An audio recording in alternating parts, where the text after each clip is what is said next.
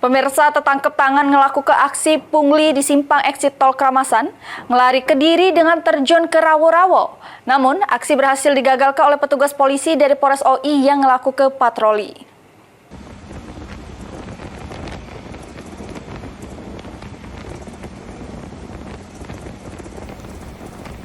Inilah detik-detik saat polisi Satsamapta Polres Ogan Ilir yang dipimpin Kanit Turjawali Satsamapta Polres Ogan Ilir melakukan pengejaran terhadap pelaku pungli di simpang exit tol Kramasan, Pemulutan, Ogan Ilir.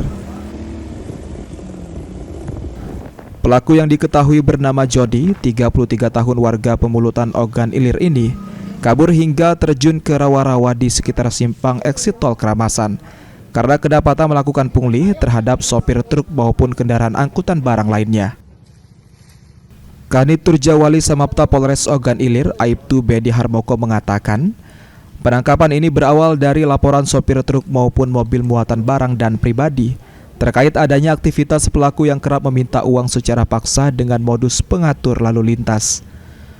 Polisi berharap kendaraan yang dirugikan untuk merekam aksi pelaku saat melakukan aksinya dan membuat laporan ke Mapolres Ogan Ilir guna memberikan efek jerah pada para pelaku pungli.